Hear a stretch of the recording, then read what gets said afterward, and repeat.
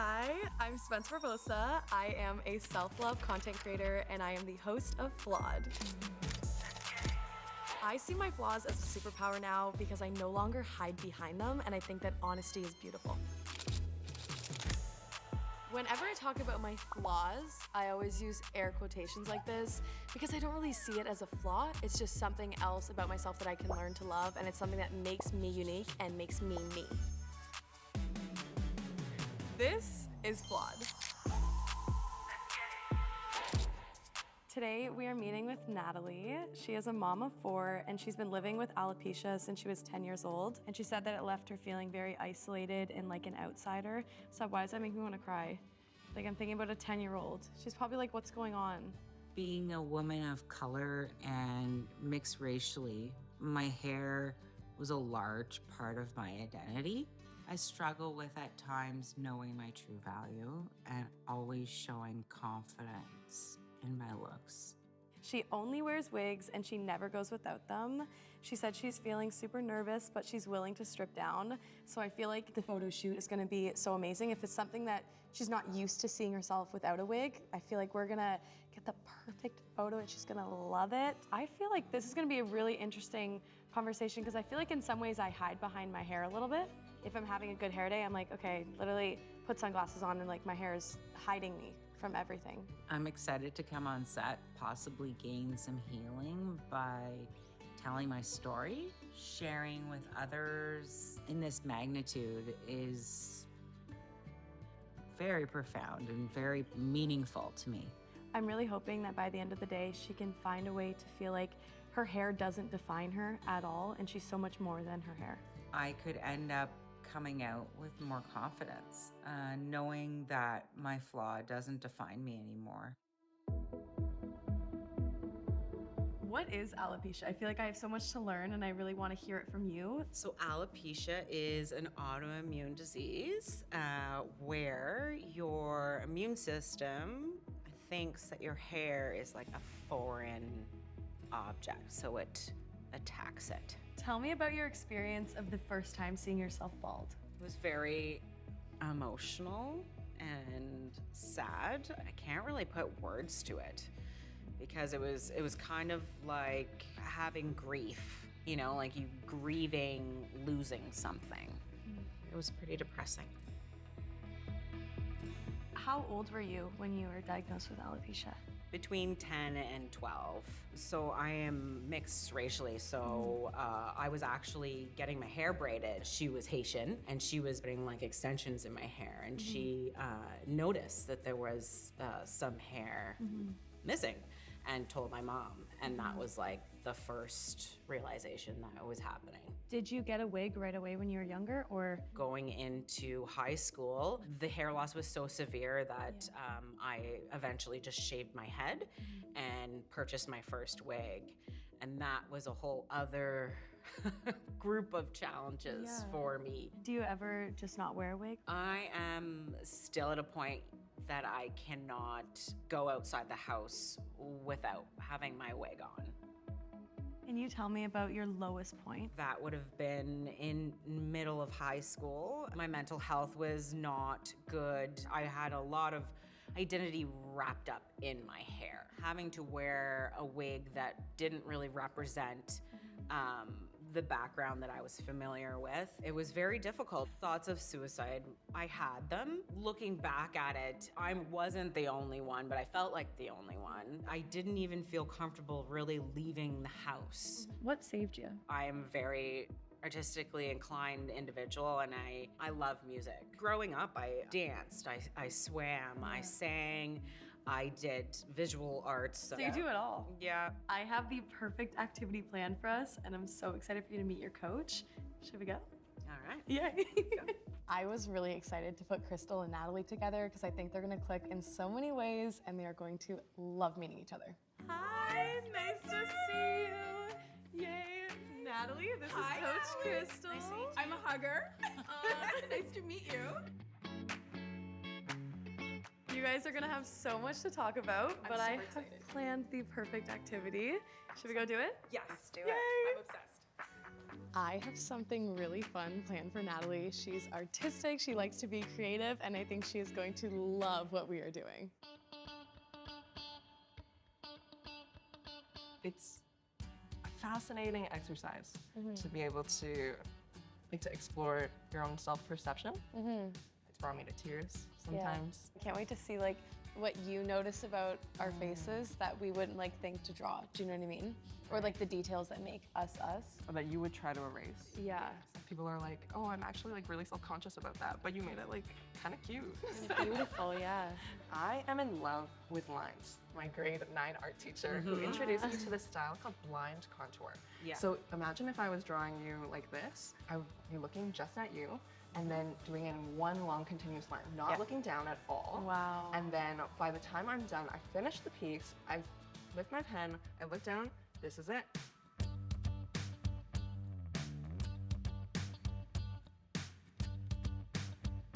I'm gonna leave my art supplies with you guys because I am gonna challenge you to maybe try doing a self-portrait of yourselves. Okay. I started losing my hair, I think in my late teens, early 20s. I always did my makeup in the dark Okay.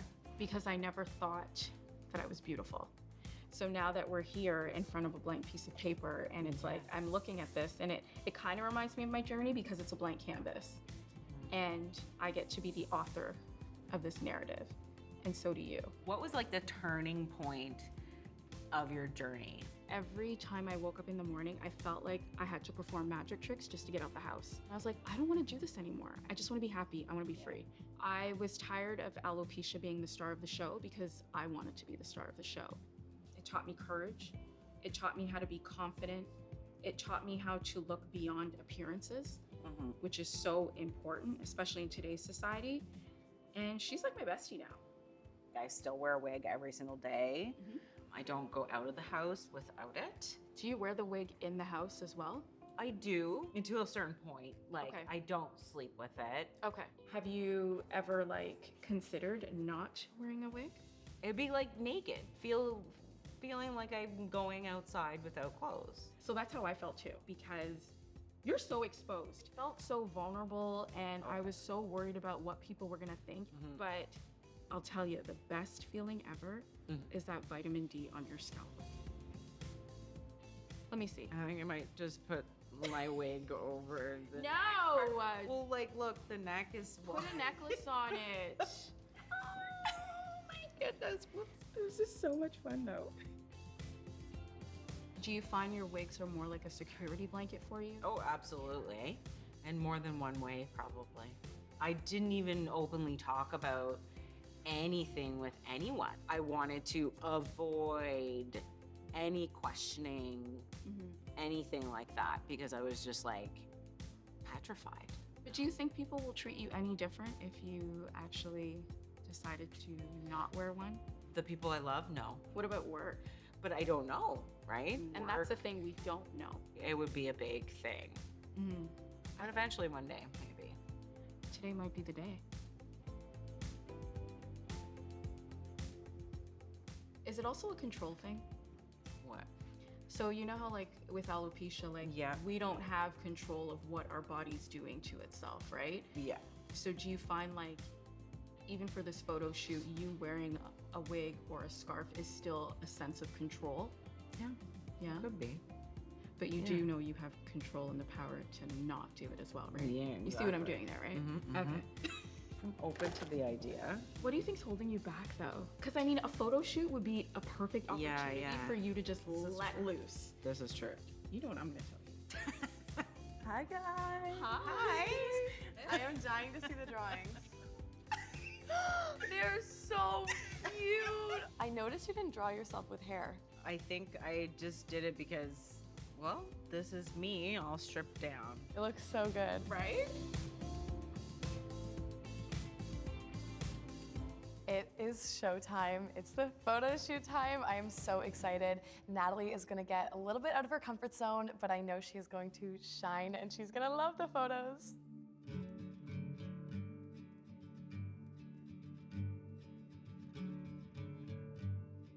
I'm not quite sure what I'm gonna do for the photo shoot. I'm still kind of processing the whole moment in my head. I'll be taking your photos today. How are you feeling? I'm feeling good. So we are doing portraiture photography, so like waist up. Okay. Portrait photography in nature can be a little bit confrontational. So if you ever need a moment or you find any like uncomfortable feelings that you're feeling, Okay. just take those feelings and try to turn them around and Yeah. you be the one in control of I'm those gonna be on the feelings. sidelines, like cheering you on. Yeah, yeah. I'll hype And you up. just have fun, really. Okay. Okay, looking forward to it. I'll start wide with you standing, but then I think this is the moment. Like once there's a stool and you're sitting and you're like, I'm gonna get quite close and we'll do wide. And I'll kind of guide you where your hands should be. Okay. And they say if you feel uncomfortable, that means you're doing something right. So if you feel awkward, it means it's working. It's good. This is Yeah. good material. It's all very surreal for me right now. I can see you down again, falling to the ground again. I feel you. Try to fight it on your own. And how are you feeling with the scarf? I feel more comfortable. Like a sense of freedom almost? That we can wear a wig, we can wear nothing, we can wear a scarf, we can do whatever we want. You light your fire up, take your hand, raise you up higher. You can dare to live.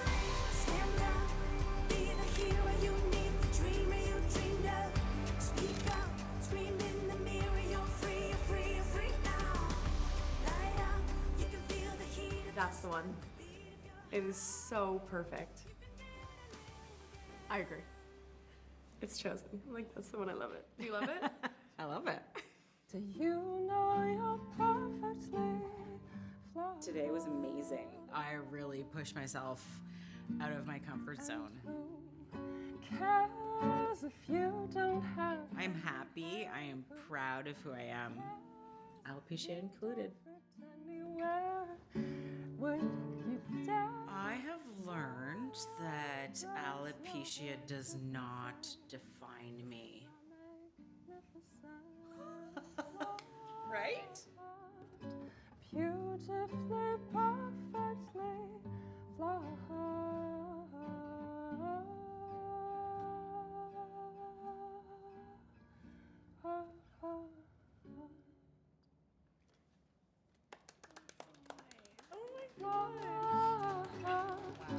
Beautifully, perfectly flawed.